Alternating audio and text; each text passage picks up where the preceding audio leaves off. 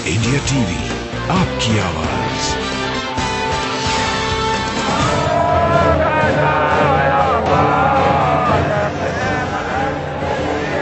भारत के सबसे बड़े बाबा पर आखिरकार क्यों शुरू हुआ बवाल? एक 116 साल तक जीने वाले बाबा की मृत्यु का सच क्या है?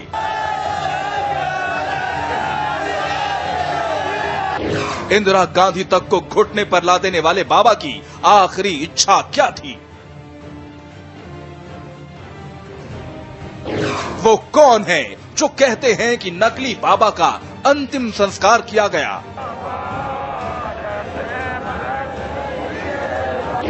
वो कौन है जो मानते हैं कि असली जय गुरुदेव का संस्कार नहीं हुआ? बाबा के भक्तों को इंसाफ दो। जय गुरुदेव के असली नकली होने की क्या कहानी है?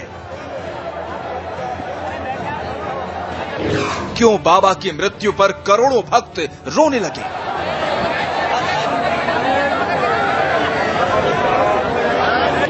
आखिरकार 10,000 करोड़ वाले बाबा की साम्राज्य का क्या होगा?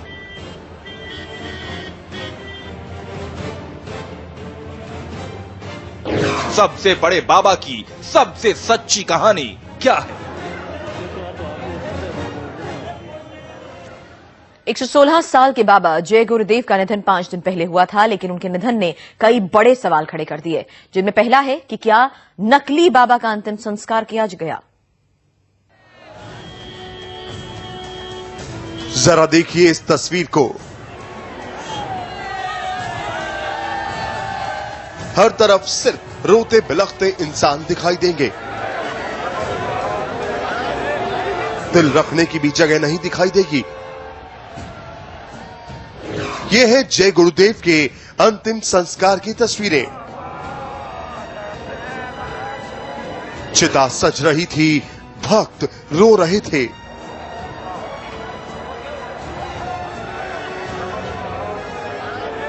जिसे जहां जगह मिली वहीं खड़ा हो गया। चिता से उठते हुए धुएं को देखने के लिए भी भक्त मचान तक पर चढ़ गए। चिता तो जल गई, लेकिन अपने पीछे अनसुलझे सवालों के धुएं छोड़ गई। लाखों भक्त आज भी उन सवालों के जवाब तलाश रहे हैं।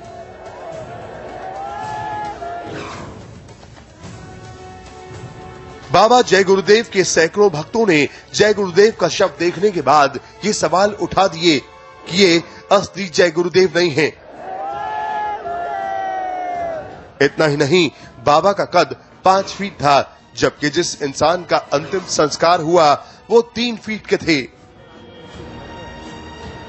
इन्होंने ज्ञापन दिया है कि जो इनके गुरु जी महाराज हैं, उनका जो पार्थिव शरीर है वो इनको देखने नहीं दिया जा रहा है, और इन्हें ये आशंका है कि वो पार्थिव शरीर जो है गुरु महाराज जी का नहीं है। ये है जय गुरु की तस्वीर। उनके नाक की बाईं तरफ मस्सा साफ देखा जा सकता है, लेकिन भक्तों का दावा है कि जिस शव का अंतिम संस्कार किया गया उसमें नाक के दाईं तरफ मस्सा था। जो पार्थिव शरीर लाई गई है, जो सामने रखी गई है हम सत्संगी भाइयों के सामने, उसमें जो है ये उल्टे हाथ उल्टे नाक का जो मस्सा है वो मस्सा नहीं दिख रहा है। वो मस्सा दाहिने गाल पे मस्सा दिखाई दे रहा है, और शरीर भी बिल्कुल छोटी सी प्रतीत हो रही है। जय गुरुदेव पर दूसरा विवाद, मुखाग्नि पर बवाल। चंदन की चिता पर जब जय गुरुदेव को मुखाग्नि दी गई तो एक और बवाल सुलग गया।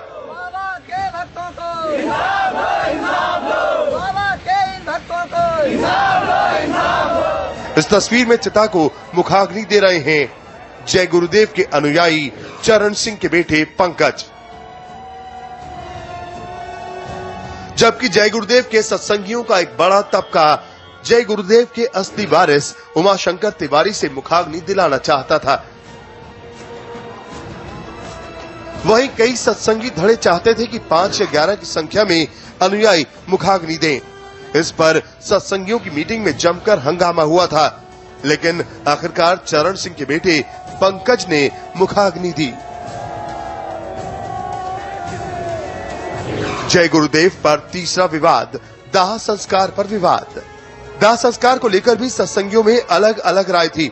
कुछ चाहते थे कि जय गुरुदेव का अंतिम संस्कार वैष्णव मत की विधि से किया जाए, जबकि कुछ उनकी समाधि के पक्ष में थे। इसको लेकर भी सत्संगियों ने जमकर हंगामा किया। इनको जलाया क्यों जा रहा है ये? क्योंकि संतों की आते समानता ही लगती चली आई है और ये लोग जलाने की बात कर रहे हैं। अगर ये कर रहे हैं तो ये क्यों कर रहे हैं? क्यों नहीं हम लोगों की बात सुन रहे हैं? जय गुरुदेव पर चौथा विवाद, समय से पहले अंतिम संस्कार। जय गुरुदेव के अनुयायियों के मुताबिक गुरुदेव ने अपनी मौत के 3 दिन बाद अंतिम संस्कार की बात कही थी, लेकिन अंतिम संस्कार में जल्दबाजी की गई। 3 दिन से पहले ही 21 मई को करीब 4 बजे उनका अंतिम संस्कार कर दिया गया। जय गुरुदेव पर 5वां विवाद, संपत्ति हथियाने की कोशिश। इस भीड़ को देखकर ही आप अंदाजा लगा सकते हैं कि जय गुरुदेव को मानने वाले कितनी बड़ी संख्या में हैं। देश विदेश के इन्हीं भक्तों के दान से जय गुरुदेव की संस्था के पास अरबों रुपए की संपत्ति है। लेकिन जय गुरुदेव की चिता जलने के साथ ही सत्संगियों के बीच इस बात को लेकर विवाद छिड़ गया है कि संपत्ति का क्या होगा, कौन बनेगा वारिस। आपने देखे वो तमाम विवाद जो जय गुरुदेव के निधन के बाद खड़े हुए। इन तमाम विवादों के पीछे जय गुरुदेव का विशाल साम्राज्य और अरबों की संपत्ति बताई जा रही है। आखिर कितनी दौलत है जय गुरुदेव के ट्रस्ट में? जय गुरुदेव सन्यासी थे, धर्मगुरु थे, सफेद धोती पहनते थे, लेकिन उनके जीवन जीने का अंदाज राजा महाराजाओं से कम नहीं था। अनुमान लगाया जा रहा है कि उनका साम्राज्य तकरीबन 10,000 करोड़ रुपए का है। जय गुरुदेव को महंगी और विदेशी गाड़ियों का बहुत शौक था। जर्मनी में बनी प्लेमाउथ, इंग्लैंड की बनी लिमोजिन जैसी शाही सवारी के साथ साथ Impala, Mitsubishi, old Skoda, Mercedes Benz, fiat, Toyota की बेहतरीन गाड़ियां जय गुरुदेव के पास थीं।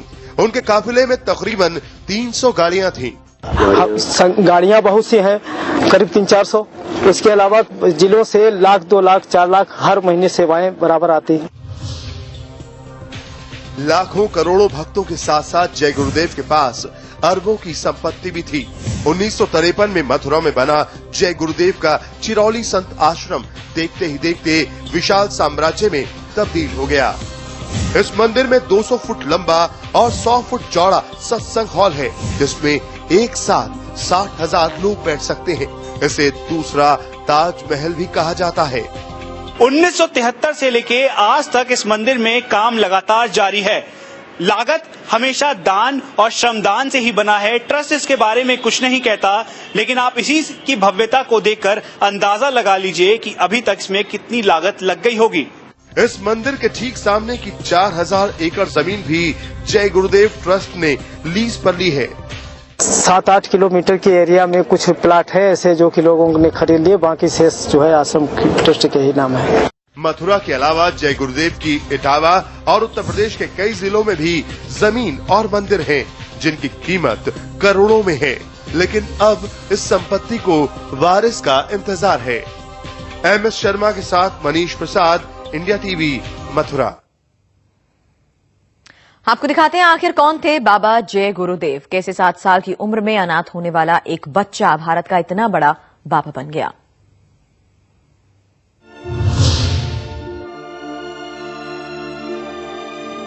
जय गुरुदेव का जन्म साल 1996 में इटावा जिले के भरथाना गांव में हुआ था। बहुत कम लोगों को पता है कि जय गुरुदेव का असली नाम तुलसीदास था।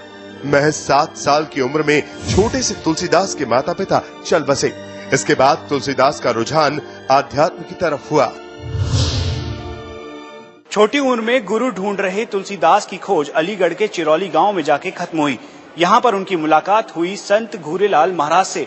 उन्होंने इन्हें अपना गुरु मान लिया और उसके बाद वो 18 घंटों तक साधना करने लगे। साल 1950 में जब घेरूलाल का निधन हुआ, तब तक तुलसीदास को आध्यात्मिक ज्ञान हासिल हो चुका था। संत घेरूलाल के बाद गुरु की विरासत शिष्य तुलसीदास ने संभालनी शुरू कर दी। लेकिन अब तुलसीदास को लोग जय गुरुदेव के नाम से जानने लगे थे। जय बाबा गुरुदेव के गुरु संत घूरेलाल महाराज के निधन के बाद इस मेले का आयोजन किया जाने लगा। हर साल यहाँ लाखों लोग इस मेले में शिरकत करते हैं और इसी मेले की वजह से बाबा विदेशों में भी मशहूर होते चले गए। राजनीति में दखल, सामाजिक कार्यों और प्रवचन के बल पर जय गुरुदेव ने विदेशों में भी अपने भक्त बना लिए। दावा किया जाता है कि जय गुरुदेव के दुनिया भर में 20 करोड़ भक्त हैं। हम इस वक्त हैं बाबा जय गुरुदेव के भव्य आश्रम में। 150 एकड़ में फैला ये आश्रम 2000 में बनना शुरू हुआ। सन 2002 में ये पूरी तरीके से तैयार हो गया और इसे भक्तों के लिए खोल दिया गया। इसी आश्रम में देश विदेश से भक्त बाबा के दर्शन करने आते थे। इतना बड़ा आश्रम भी छोटा पड़ गया जब 116 साल की उम्र में जय गुरुदेव का निधन हुआ। लाखों भक्तों की इस भीड़ की वजह से आश्रम में तिल रखने की जगह नहीं बची थी। Manish Prasad, India TV, Mathura. ऐसा नहीं था कि बाबा जय गुरुदेव का दायरा सिर्फ धर्म और समाज सेवा के कामों तक ही सीमित था। राजनीति में भी जय गुरुदेव का ठीक ठाक दखल था। इंदिरा गांधी से लेकर मुलायम सिंह यादव तक बाबा को मानने वालों की फहरिस्त लंबी है। सबसे पहले देखिए तस्वीर। इस तस्वीर में जय गुरुदेव इंदिरा गांधी के साथ नजर आ रहे हैं। यह आपातकाल के बाद की तस्वीर है, जब जय गुरुदेव आपातकाल का विरोध करने के आरोप में जेल की सजा काटकर वापस मथुरा आश्रम लौटे थे। उस वक्त खुद तत्कालीन प्रधानमंत्री इंदिरा गांधी आपातकाल के लिए माफी मांगने उनके आश्रम गई। अगली तस्वीरों में जय गुरुदेव के साथ पूर्व प्रधानमंत्री अटल बिहारी वाजपेयी, लाल कृष्ण आडवाणी और समाजवादी पार्टी के मुखिया मुलायम सिंह यादव नजर आ रहे हैं। जय गुरुदेव मानते थे कि समाज को संत सही राह दिखा सकते हैं और इसीलिए वो सियासत में संतों की भागीदारी चाहते थे, जिसके लिए 1980 में उन्होंने दूरदर्शी पार्टी भी बनाई थी। हालांकि जनता ने उनकी पार्टी को नकार दिया, लेकिन भारी जन समर्थन की वजह से राजनीतिक हलकों में उनकी पैठ हमेशा कायम रही। 1.5 साल पहले जय गुरुदेव ने सत्य साई से भी मुलाकात की थी। सूत्रों के मुताबिक खुद सत्य साई ने उन्हें बातचीत के लिए बुलाया था। तक आप देख चुके हैं कैसे बाबा जय गुरुदेव के 116 साल की उम्र में गुजर जाने के बाद उनके दाह संस्कार और पार्थिव शरीर को लेकर सवाल उठाए जा रहे हैं। अब हम आपको दिखाते हैं बाबा जय गुरुदेव के वो दिलचस्प किस्से जो उनके जीते जी बेहद मशहूर हुए। बाबा को यकीन था कि एक दिन सतयुग आएगा। जय गुरुदेव को पशु पक्षियों से बेहद लगाव था। वो लोगों को शाकाहार अपनाने का संदेश दिया करते थे। जय गुरुदेव के आश्रम में 1,500 गायें थी, जिनकी सेवा खुद जय गुरुदेव ही करते थे। ऐसा दावा किया जा रहा है कि बाबा के निधन के बाद से आश्रम की ज्यादातर गायों ने खाना पीना छोड़ दिया है। जय गुरुदेव के आश्रम में सत्संग के दौरान चोर लुटेरे भी पहुंच जाया करते थे और कई बार पकड़े भी जाते थे, लेकिन आश्रम में उनके साथ मारपीट नहीं की जाती थी। उन्हें सत्संग सुनाया जाता था, जिसके बाद कई बदमाशों ने लूटपाट करना छोड़ दिया। नेपाल के एक डाकू ने भी बाबा से मिलने के बाद बुरे काम छोड़ दिए और वो जय गुरुदेव की सेवा में लग गया। जहां जीते जी बाबा की कई बातें हैरान करती थी, तो वहीं उनके गुजर जाने के बाद वो सवाल हैरान कर रहे हैं जो उनके अंतिम संस्कार को लेकर उठ रहे हैं। लेकिन इन सवालों को जय गुरुदेव ट्रस्ट ने पूरी तरह से खारिज किया। ट्रस्ट से जुड़े लोग विवाद को एक सोची समझी साजिश बता रहे हैं। आपको दिखाते हैं ट्रस्ट के सदस्य सतीश चंद्र यादव का क्या कहना है इस पूरे मामले पर। हर जगह कुछ ऐसे अराजक तत्व लोग पहुंच जाते हैं जो बराबर किसी की छवि को बिगाड़ना उनका मूल उद्देश्य होता है। जो लोग इसमें ऐसे थे, ये ऐसे लोग थे जिसका हमारी संस्था से विशेष कोई लेना देना नहीं है और इसकी जिम्मेदारी अपनी संस्था की भी नहीं है।